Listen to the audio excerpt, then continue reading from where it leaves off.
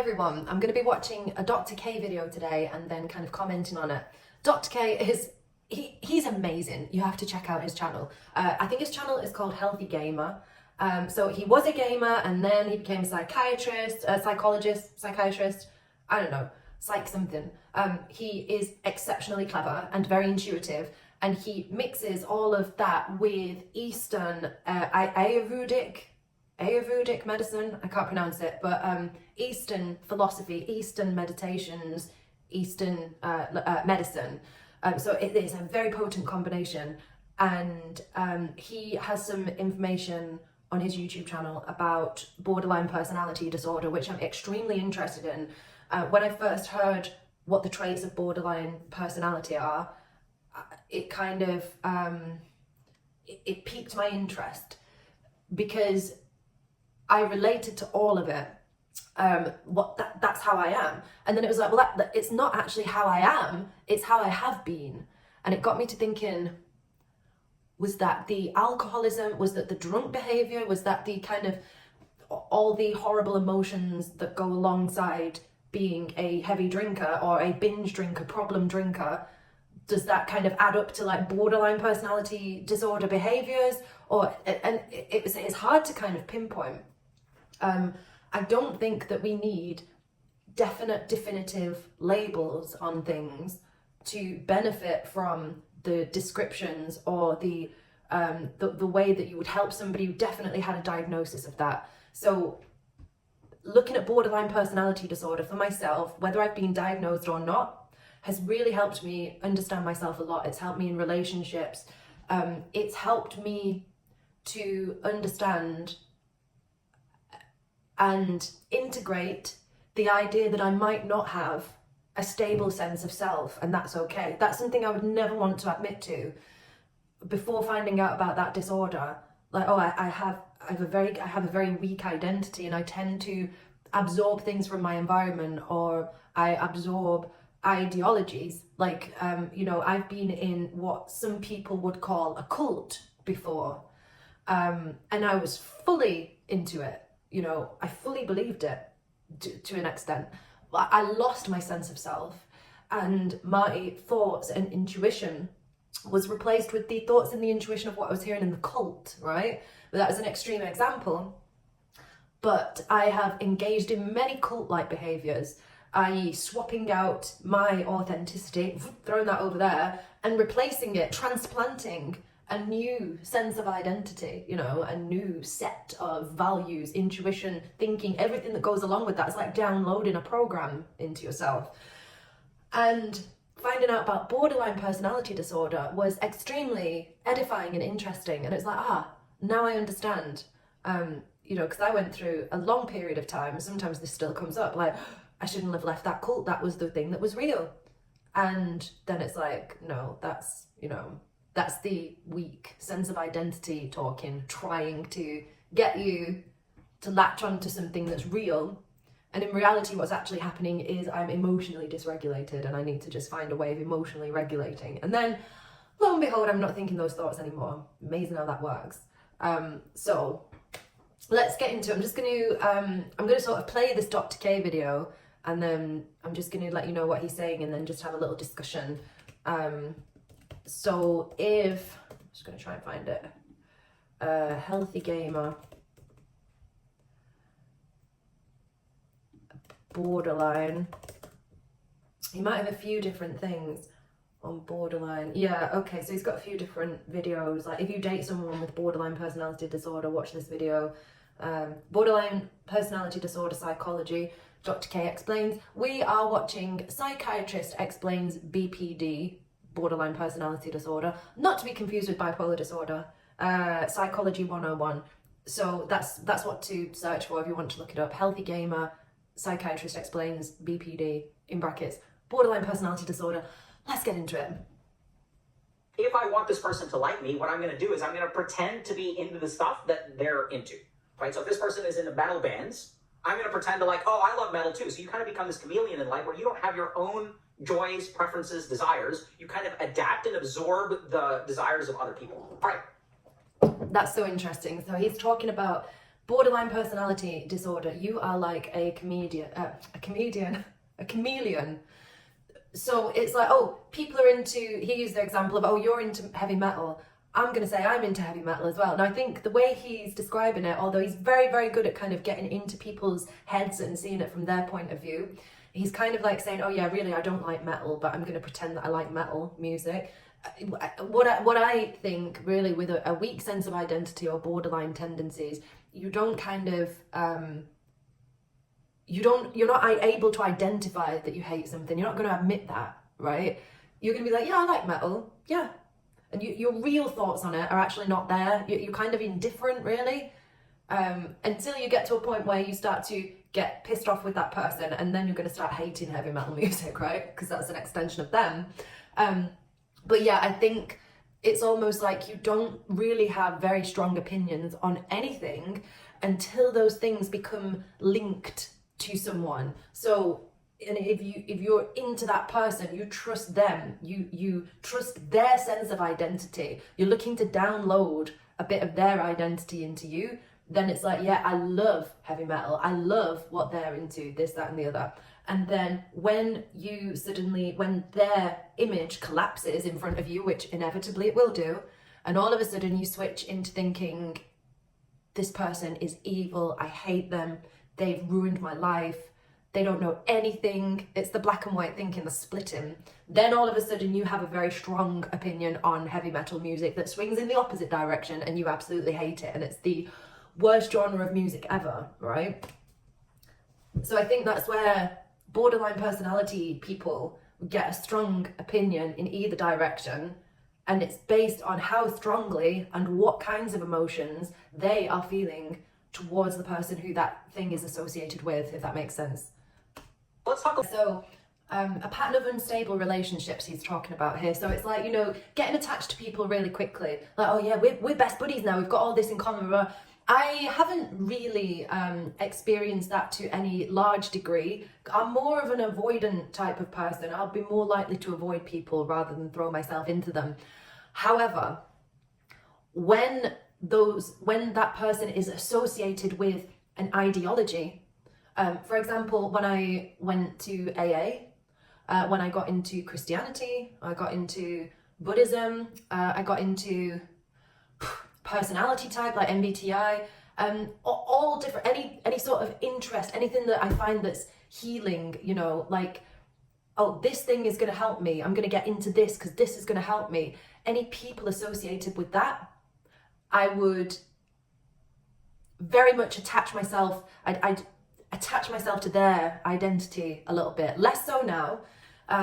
Back in the early days when I was much younger, when I was in my 20s, especially when I first started getting into recovery for alcohol addiction or alcohol misuse, you know, I threw myself at the mercy of people in meetings. Like, they know everything. They are recovered from this illness and they have their shizzle together, and I need to learn everything I can from this person. When I got into Christianity, I went to the top people, I went to the people who I deemed had, and this is all subconsciously going on, but it's when I'm looking at it now, whoever had the strongest conviction, the strongest identity, things that I lacked in my own identity and in my own psyche, things that, you know, I'd suppressed, or character traits that I felt like I didn't have access to, like being strong in your convictions.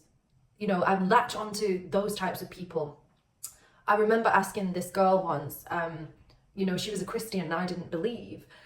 And I said to her, but do you really believe? Like, I want to know if you really believe. Like, can you take a lie detector test that will come back saying that, yes, you actually do believe in God? And she was like, yes. And I believed her. I believed that she really believed.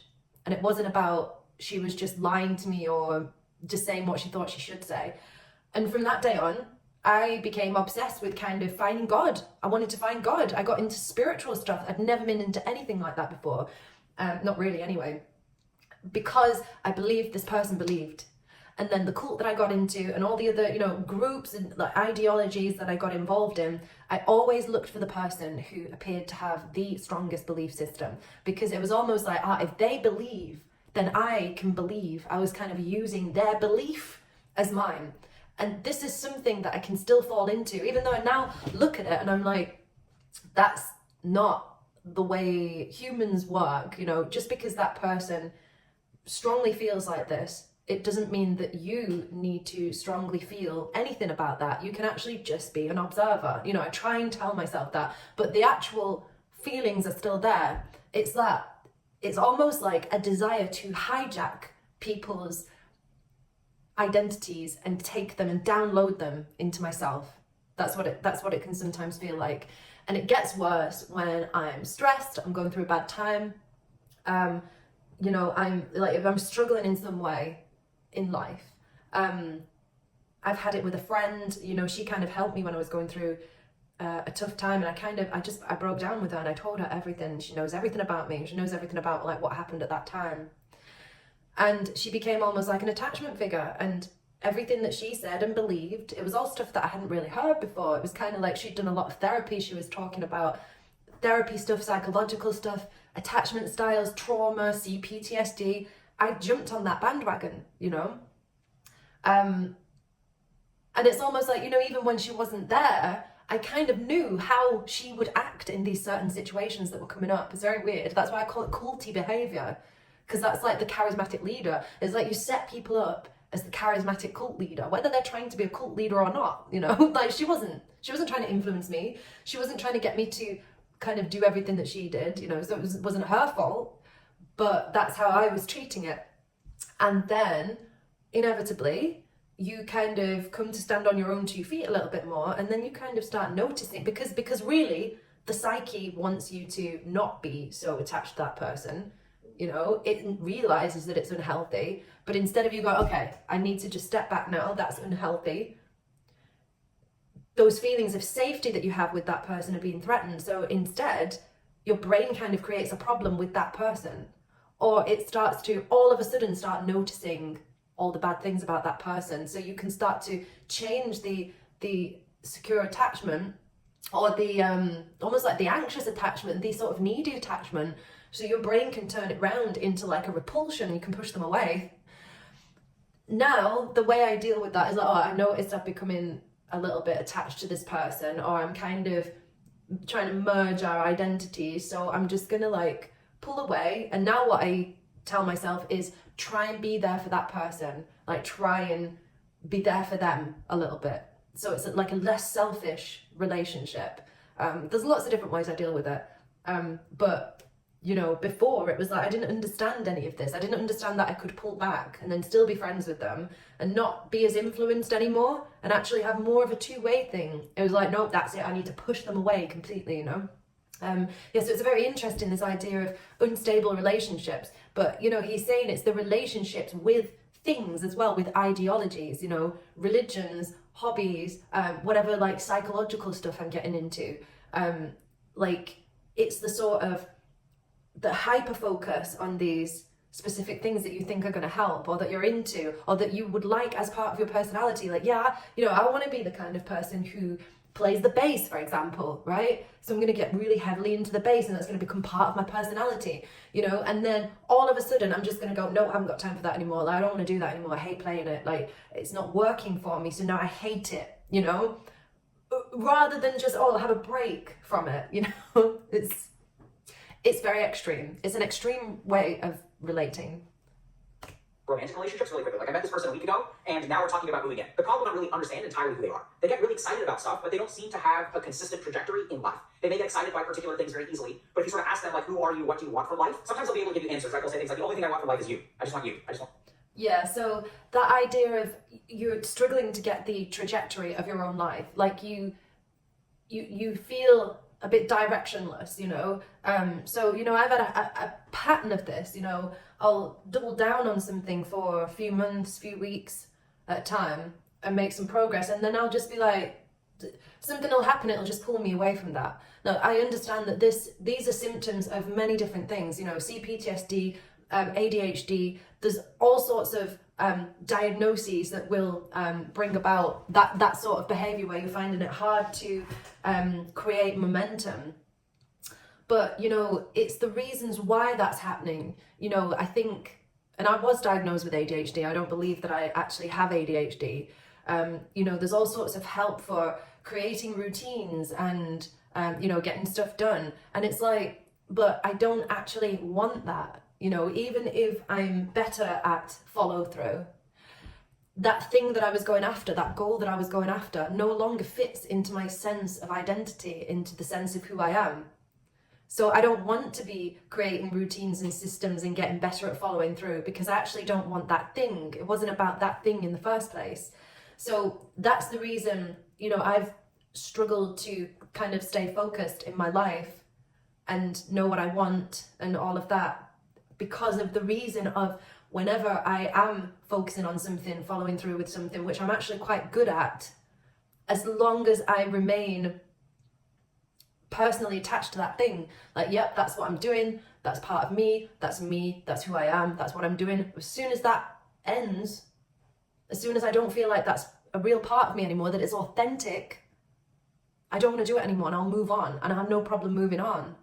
But the problem is, when you look back on your life, it's like, there's things now that I can see if I'd have followed through on those things, I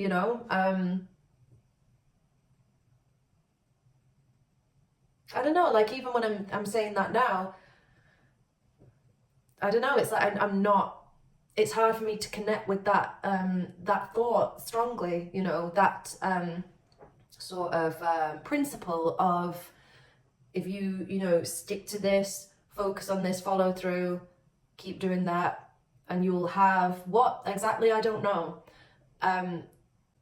Is this a borderline thing? I think it's an addiction thing. I think it's I didn't get the chance to grow up in my teens and early 20s because I was traumatizing myself. I was drinking, but the things I was doing to myself and others, and the way I was living my life, I was creating trauma, CPTSD. That's where you're making wrong decision after wrong decision. Something goes wrong, and then in order to hide from the shame of that thing going wrong, you make a bad decision out of survival. And then something goes wrong because of that bad decision, and you're ashamed, so you make another bad decision out of survival, and you're just constantly in survival mode. And in my mid-20s, I came around from that a little bit. I snapped out of it, and I was like, oh, look at this mess that I've created. And I started to clean some of it up, and that was the first time that I'd ever kind of tried to do that.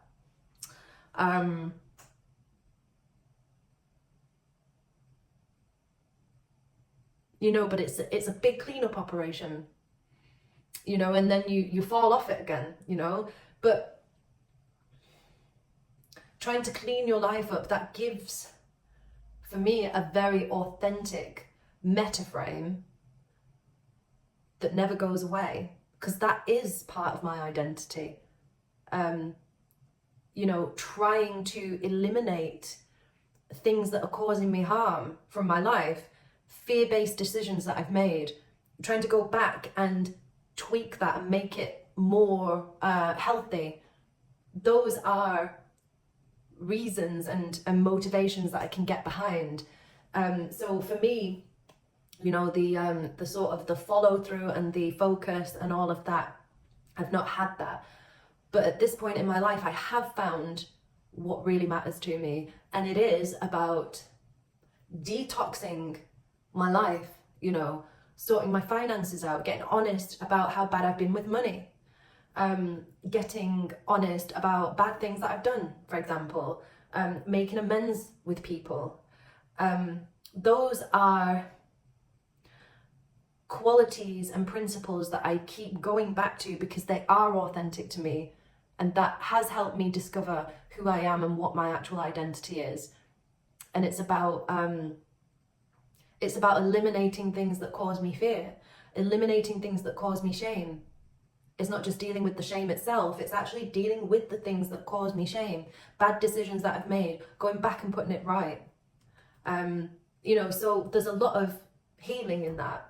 Like if I say the wrong thing or if I do the wrong thing, that'll drive this person away. They really do believe people are going to leave them. People are waiting to leave them. People are looking for any kind of excuse to leave them. Yeah. So he's saying about the borderline's fear of abandonment, and he's saying that actually it's the person with borderline personality disorder is kind of sitting waiting to screw up, to drive the other person away. There's like always a sense of, really, this person doesn't want to be around me. They're pretending they want to be around me. Or, I mean, not even such a conscious thought, just like, you know, I need to say and do things. And I find myself doing that. It's like, all right, so the idea of all my friends meeting each other is hell to me, because I have cultivated different relationships with each one with different sets of boundaries. And not that, you know, most of them are not fake. It's just that I have a compartmentalized and fragmented sense of self. So with this friend, we tell each other everything. We accept each other how we are, and we can also sit down on the sofa and watch TV together and not even talk, like we're that comfortable in each other's presence. With this friend, I talk about intellectual stuff, therapy stuff. I find her abrasive. She triggers me. I don't say this, I don't say that, I don't express this opinion, I tone this down, I don't share that. I have like rules and sort of internal boundaries that I don't cross with her. And if those two friends ever met each other, I kind of don't know who I would be. Am I going to be more like I am when I'm with this friend, or am I going to be more like the person I am when I'm with this friend? And how to marry those two things up. And it's just stressful. It's stressful when I think about that. So I have lots of compartments in my life then.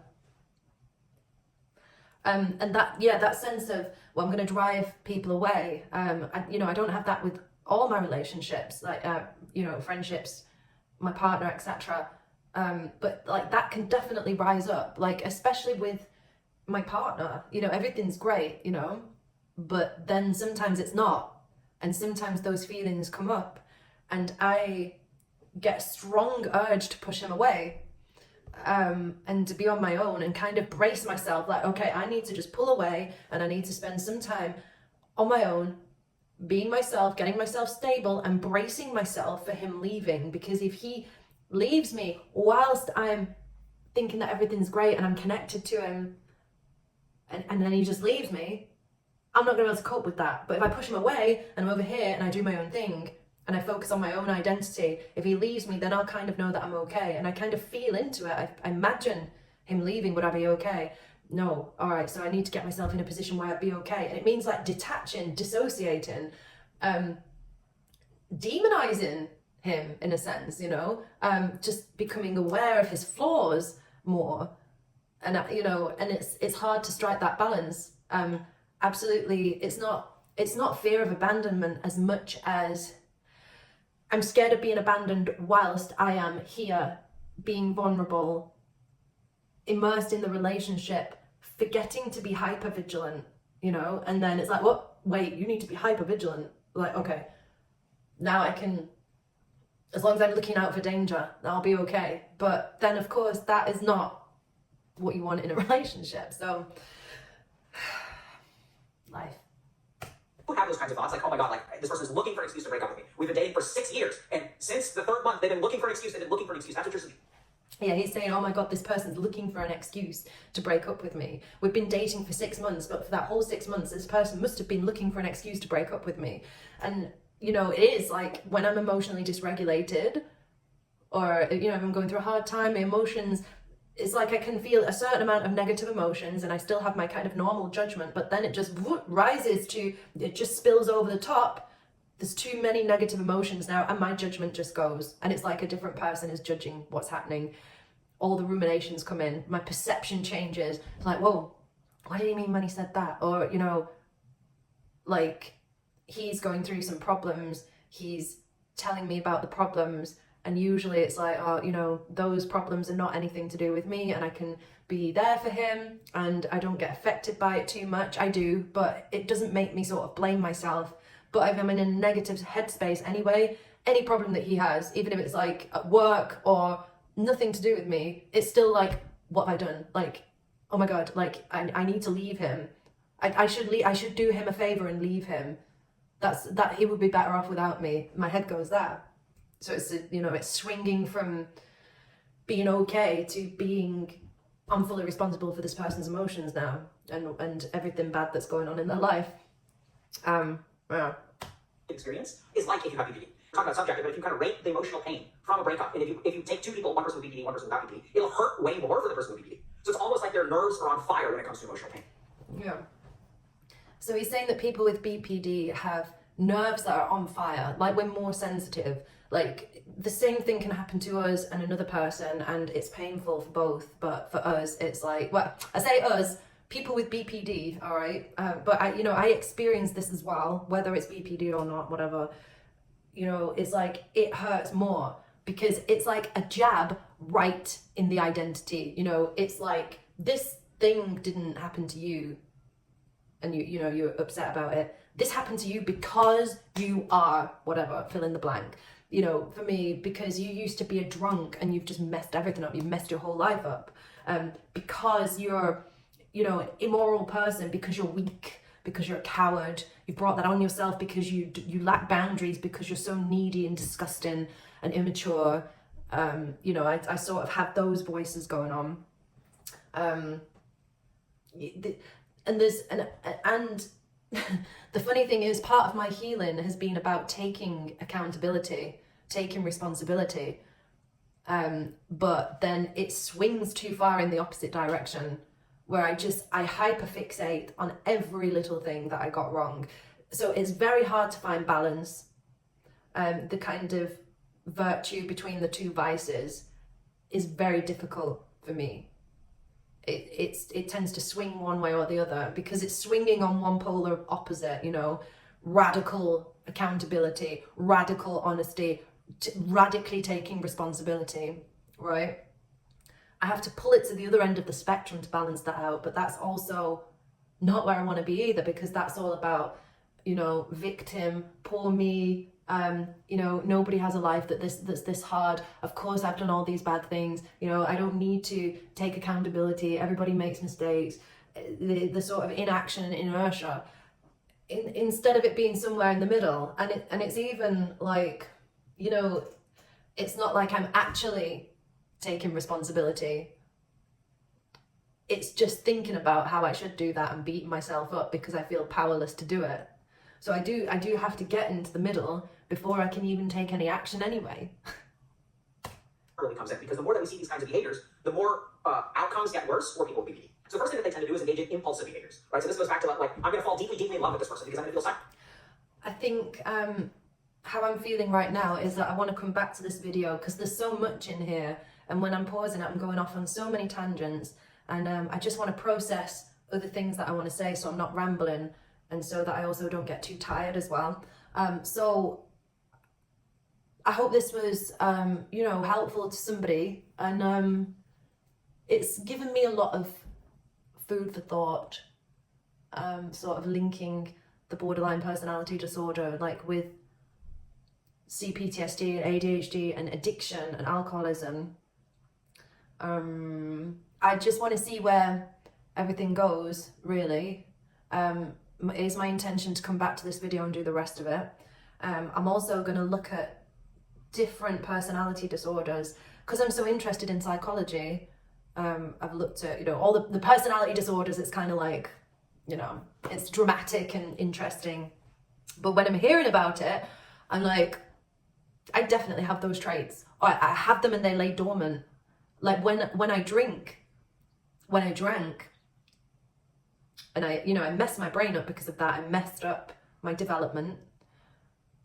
I have experienced many of the dormant traits that maybe everybody has, but they don't get to experience them. But it's like when you're drinking, when you have no inhibitions, it's like narcissism comes out to play, psychopathy comes out to play, sociopathy, things that I wouldn't normally say and do. I do and say them. And people kind of say, oh, well, that's the real you coming out, alcohol just brings out the real personality. And it's like, well, does it? If we're all part of the all, if we're all one, and there's no such thing as distinction between this person and this person, spiritually speaking, like a human has the potential to be and embody anything, because humans are programmable. And we see this in war, in psychological experiments. Like if you look up Stanley Milgram or Dr. Zimbardo from the 60s, where they took normal human beings and they put them into certain situations, and those human beings started to act abhorrently. And, you know, in Nazi Germany, people committing atrocities, and they were normal people before they were put into that environment. You know, and it's like, well, the way drunk people act, problem drinkers, problem users of drugs, the inhibitions are lowered. Their behavior becomes degenerate, right? And that's not because that's inherent to them necessarily, more than it would be inherent to the next person who happened to not put that substance in their body to that extent, or their body didn't react to that substance in the same way. You know, it's a very humbling experience. Sitting here right now, I'm kind of happy with the way I am. I'm satisfied morally that I fit into society. I'm not doing things that most people don't do. I'm not acting in a way that kind of stands out from the crowd as being immoral, right? But when I was drinking, I was. You know, I would be very much stood out from the crowd as acting in an immoral way, for want of a better word, you know? And it's like having had that experience and now knowing that I wouldn't act that way unless I was under the influence of alcohol. It's like you see things about yourself. You see what humans are capable of because you see what you're capable of. And it's not like reading a book or watching the TV and, you know, watching the news. Oh, how can they do that to each other? You know, how is Hamas bombing Israel? You know, how is Israel taking revenge to that extent? Like, how could they do that? And it's like, well, I kind of understand. I don't know how those individuals are, you know, committing those atrocities, but I do understand that humans are capable of that. And it's not just because I've looked at experiments, psychological experiments, it's because I've been there. And to hold that and understand that, and having gone through that and kind of not understanding really how, like, why and how I've changed, apart from I don't have the substance anymore, and I'm changing. I've changed to an extent where I've turned my back on the substance, you know, but those things are still in me. Those things still came out of me. I still know what I'm capable of under the right circumstances. And there's not a lot of people talking about that, and that is its own form of trauma. And in the dead of night, when I wake up sometimes and I'm experiencing negative emotion, it tends to happen. I'll wake up at about 2 or 3 in the morning, absolutely gripped with fear. Oh my God, some of the stuff that I did, what if I do that again? That's who I am. That's what I've done. I am that person. I'm evil. I can't be trusted. I can't trust myself not to hurt myself. You know, and all I can do on a daily basis is try and stay away from things that cause extremely negative emotion, that bring that fear back in, bring those thoughts back in, the self-condemning thoughts. You know, and it's very much like feeling on your own with it. You know, nobody gets it, you know. You say this to somebody and they'll be like, well, you don't do that anymore. It's because you were drunk.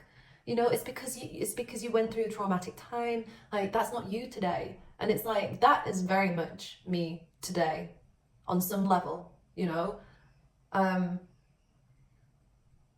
It's the potential.